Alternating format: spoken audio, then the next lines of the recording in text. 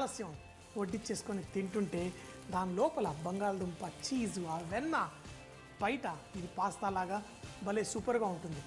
ఏంటి ఇలాంటి విదేశీ వంటలు తినడానికి 5 స్టార్ వెళ్ళక్కర్లేదు, మన ఇల్లే ఒక 5 స్టార్లా మారిపోతుంది ఇలాంటి వంటకాలు ట్రై చేస్తే. సో ఇక ముందు ముందు కూడా ఇలాంటి రకరకాల వంటకాలు చూపిస్తాను. కొంచెం చూడండి, వెరైటీగా ఉంటుంది. ఎప్పుడు మనం చేసుకునే పాత చింతకాయ పచ్చడి, అమ్మో దాని రుచి వేరు, కానీ ఇవి కూడా మన పిల్లలకి పెడితే సూపర్గా ఎంజాయ్ చేస్తారు. మరి ఈ పెరోగీస్ ట్రై చేద్దామా? చూడ్డానికి కూడా చూడండి ఎంతో గొప్పగా, అంటే ఒక్కొక్క దానికి మంచి కోటింగు, దాంతోపాటు మన ఉల్లిపాయలు. నాలాంటివాడికైతే కొంచెం పెద్ద ప్లేట్ ఉండాలేమో, ఎందుకంటే ఒక్కడనే 4-5 తినేస్తాను కాబట్టి.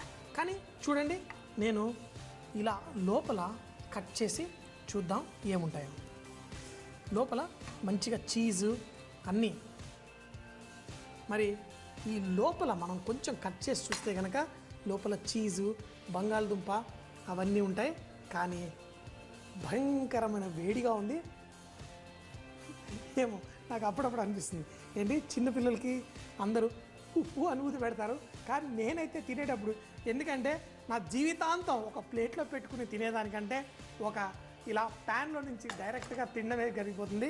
సో ప్రతిరోజు అని చిన్నపిల్లల్లా ఎంజాయ్ చేస్తాను.